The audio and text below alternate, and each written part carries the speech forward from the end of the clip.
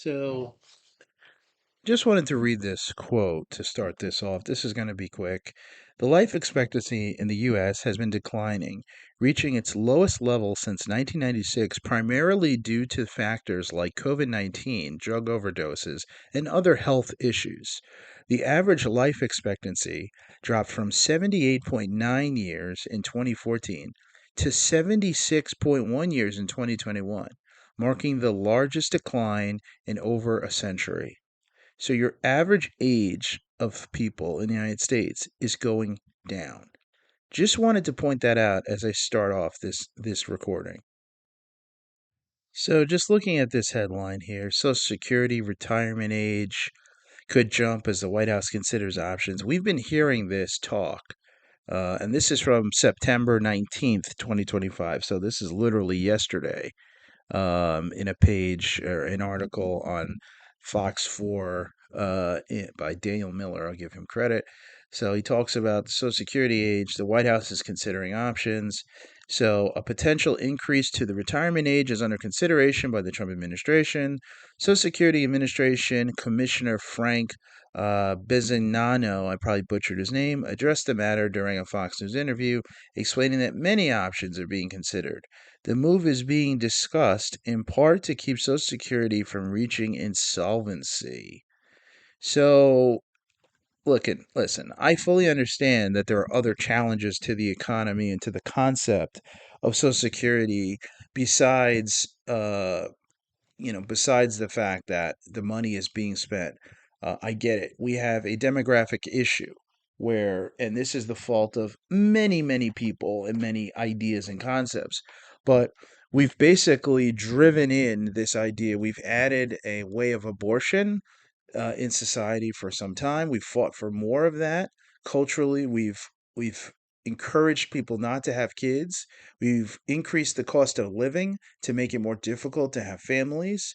We've we've absolutely abandoned many of the concepts around the Constitution, including protecting people's property rights and individual rights, insofar as the idea that when somebody you have people that may commit a violent crime and then they get out and they commit another violent crime. Well, every time they commit a violent crime and they hurt somebody and somebody's no longer able to participate in society, then they become either they're deceased, so they're not participating at all and they're not reproducing, or that person is incapable of working and therefore they're not able to be taxed, but rather they become a tax burden because society has to pay for them.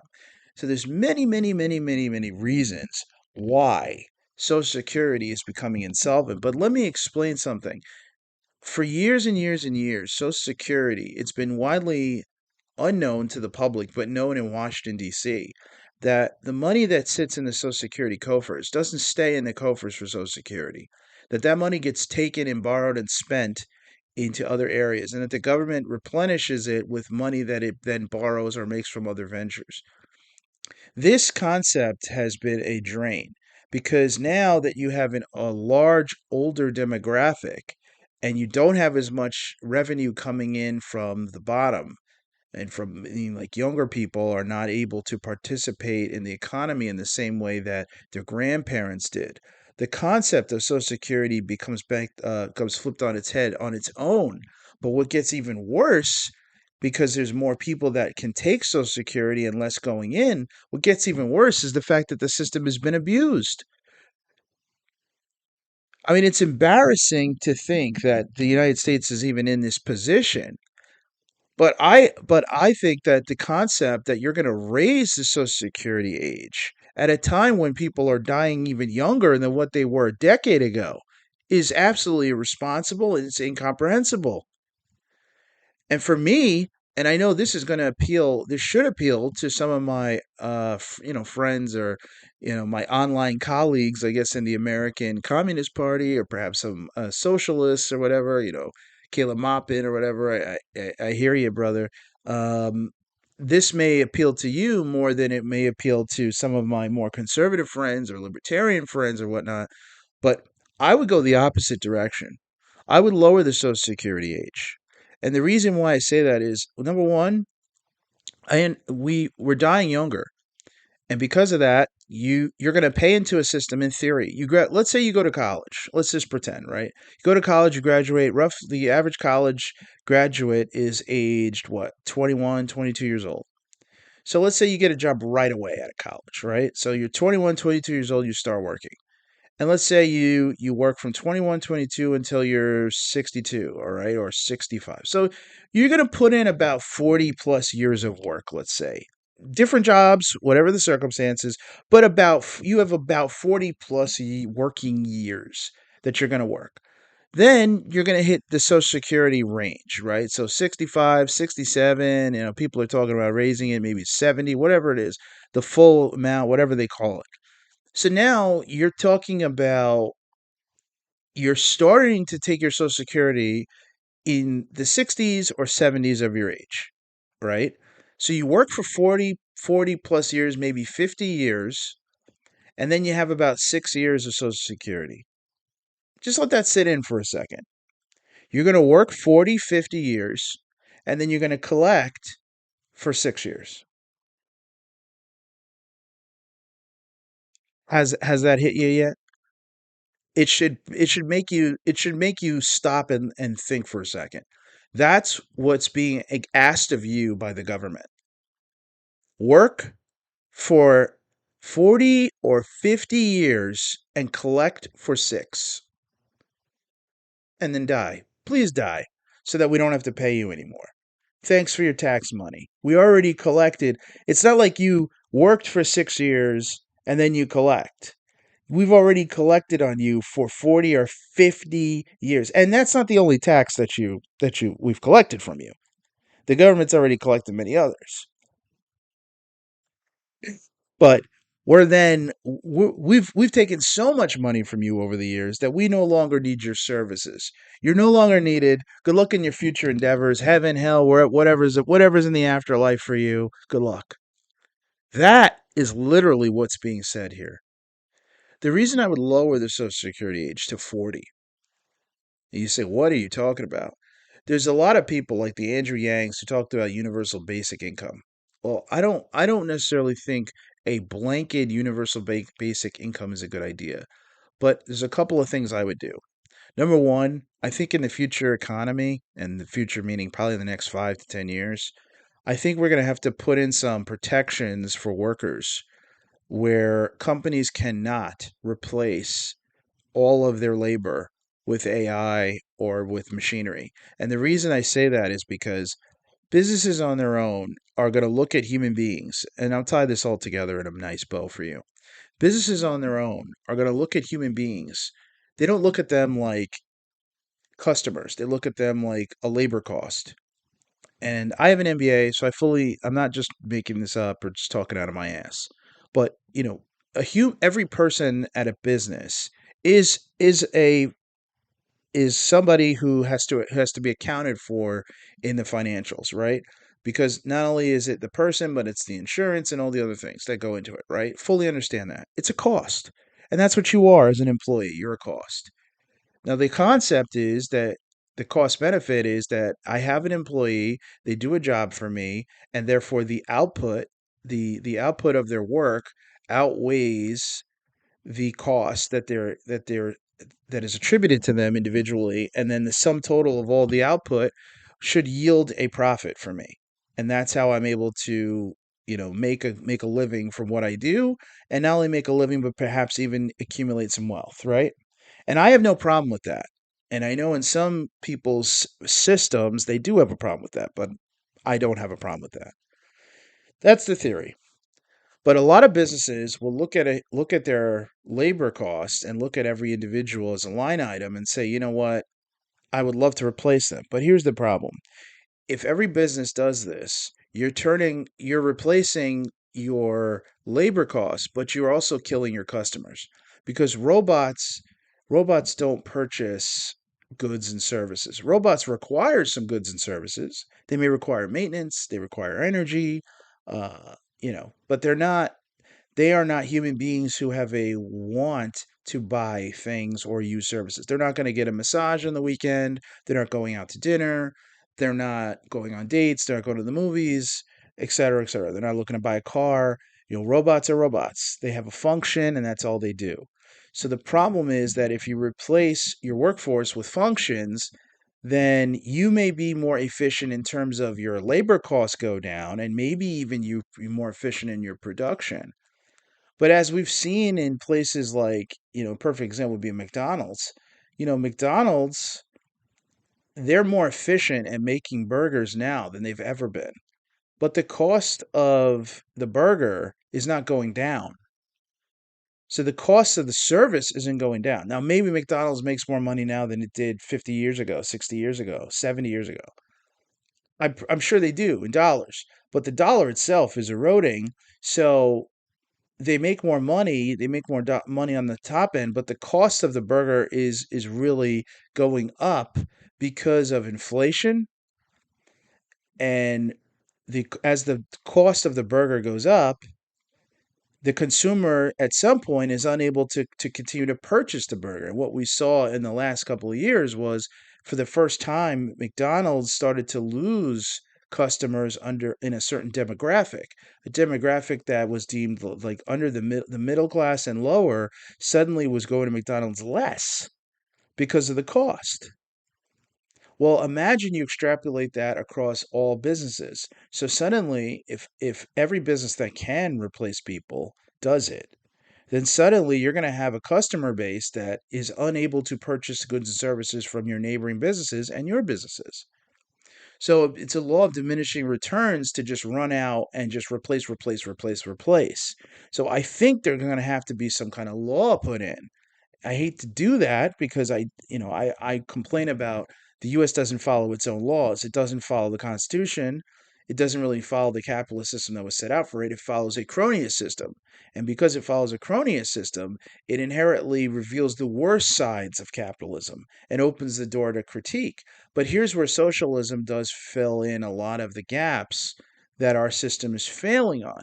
And that is, you need to make sure that people are protected as customers and workers. And business owners aren't going to do that. Now, why am I saying all this? What does this have to do with Social Security? Well, it's simple. Social Security, if paid at 40, you can connect it to people's labor. So if you have a law that forces people to have a percentage of their workforce tied to human labor and not just machines, then you could say we'll pay out Social Security at 40 to people that actually have worked at least half of their working years. So 22 years old to 40, you have to have at least about 10 years of work. And you don't continue to collect unless you have, unless you're injured, disabled, et cetera, et cetera. You don't continue to get Social Security if you don't work. So you tie it to labor. And you might say, well, I don't understand. You're going to tax people while they're working, but then you're going to pay them a check? Yes. The reason why is because universal basic income, the concept was you provide people with money to offset the increasing cost in society. But if you just print money flat out, if you just print it, then what happens is you're going to end up creating inflation. So you're going to give somebody an extra $100. But if the government is printing the money, when they print that money and send it out to everybody, they're going to create inflation, which is going to drive up the cost of living, which means that the $100 is going to be irrelevant over the course of a couple of years, and then suddenly they're going to need more money. So I'm not proposing that the government print Social Security checks and hand them out to people who are working at 40. What I'm proposing is diverting funds that either exist now and are being wasted, and this is where efficiency comes into play, or I am diverting new funds. What new funds? Here's a new idea for you. New idea number 2, or new idea number 3, I should say. New idea number 3 here is I am like I am licensing out all municipal lands and buildings and naming rights to private businesses. So whether it's a Hollywood studio or a drink company, or food, whatever, the George Washington Bridge by Coca Cola, or the Washington Monument by Gatorade. I'm licensing it out. And whatever money I can get from that licensing deal, I am putting into the Social Security COFR. Okay? I am going to ensure that when new revenue comes in, we put it into a COFR. Now, I can't guarantee that at age 40, your Social Security check is going to be life changing. I'm not promising that. We have to crunch the numbers. But the U.S. government, along with every government, is almost inevitably inefficient. So there's definitely waste. We know there's waste. We know that there's money wasted.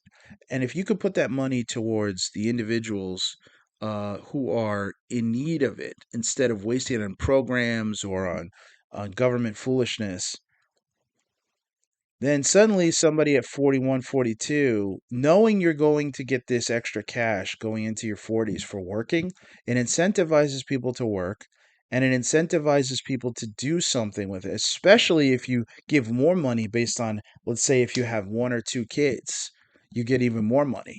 That's a concept that's sort of I'm stealing from the National Socialists.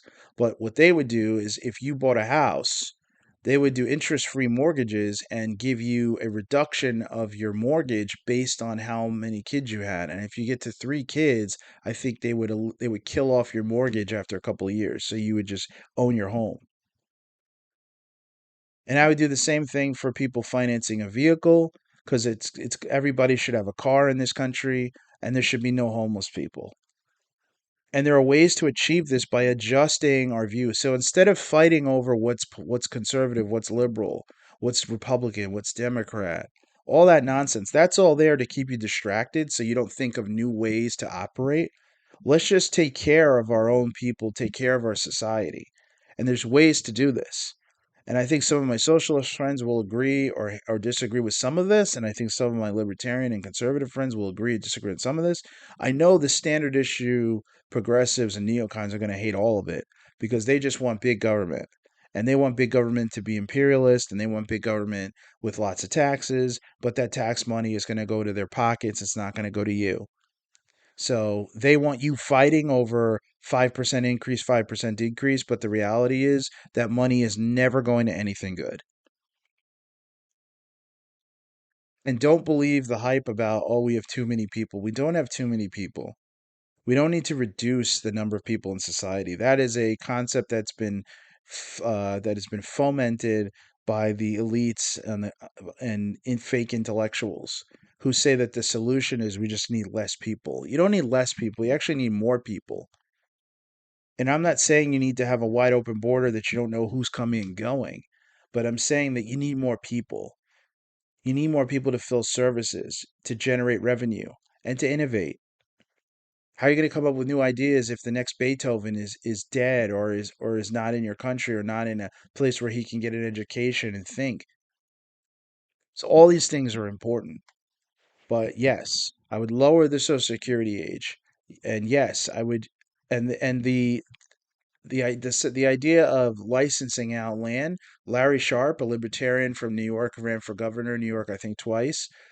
He came up with that idea, or at least he was the first person I've ever seen bring that up, and I'm giving credit to him because it was a great idea.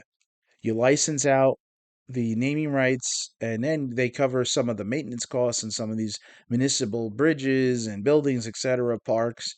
And this way, you use that revenue. It's totally new revenue, and you could park it right in. Also, this tariff money. Trump likes to talk about the tariff money. They got money coming in the COFR. All right, put it into something that people could use instead of just paying off the debt. You know, Instead of just paying off the debt, put it into something that people can functionally use. Put it into people's pockets. Reward people for going to work. And you say, "Will that drive up the cost of living?" No, it's not going to. That will not drive up the cost of living because you're not as if the money isn't coming from the government by printing out of thin air. It's coming from new revenue streams. That's kind of the important factor there. It's got to. And you say, well, then more people will have money, so then people will charge more for houses and charge more for cars. People can't afford these things now. So if you bring them to a point where they can afford it, you should see more transactions. some of the costs of these things, like our more expensive houses or whatever, are things going to go up? Could some things go up? Sure, it's possible. But then you could also have the other way, where maybe people are able to then innovate and produce more. Like maybe we have more pre-made houses coming in. Like in China, there's a huge market for that, modular houses. Maybe we start importing more of those modular houses and start putting that on land. So instead of the government handing over land to real estate developers to build apartment buildings no one can afford, maybe we start designating land that can only be given to families with single family homes, and we start bringing over some modular homes from China. I mean, we have this country over in China that's been innovating and that has reduced their homeless population down to almost nothing. And we have this antagonist relationship with them, which doesn't make any sense. We could work with the Chinese and borrow from them. Not only their building has become superior, they can build faster than we can, but they have modular homes. Why don't we buy a bunch of their homes as part of our trade deal with them? And there's lots that we can do differently, but we have to innovate and think differently if you want to protect the future. And it can't just be based on, political ideology. Throw your ideology in the garbage. It means nothing. It's accomplished nothing. All of it. Stop thinking about ideology and think of new ideas. These are new ideas. These are things that can be implemented. It's not rocket science, and it could actually save some lives and help people. And that's the most important thing that we do. And that's what this channel is going to be about. It's going to be about thinking, processing, and new ideas. It's not going to be about garbage ideology and people writing books. That's one thing I respect. I saw the other day the American Communist Party. They did a tutorial on physical labor, like teaching people how to build, how to do things, and I thought that was magical. You talk about walking the walk, something the Republicans and the Democrats never do. The only thing they ever do is waste your money and kill people. So, I mean, it's just, they get people killed, quote unquote, with their stupid policies. So I just think it's tremendous when I see something like that. And I know there are going to be people who don't like communists because of what they've been told about them. So they'll say, well, it's just terrible. They walk the walk. They're out helping people learn new skills. Got to support that every day of the week. So those are some new ideas. I wanted to make that clear. It's a beautiful day on a Saturday. I just wanted to post that. Feel free to share with anyone, steal the ideas. I don't care. I just want them out there. I'm not doing this to be famous. I'm doing this because have too many things bottled up in my head that I'm not expressing and sharing. And in this day and age, I think it's criminal to do that. And I want to build a better future for myself and for my family and for my friends, and make sure that we can have the best society possible. And I don't care what the labels are on that. Okay, you can call it nationalist, you can call it whatever. I don't give a damn. It's not about that. All right. Peace to everybody. Thank you.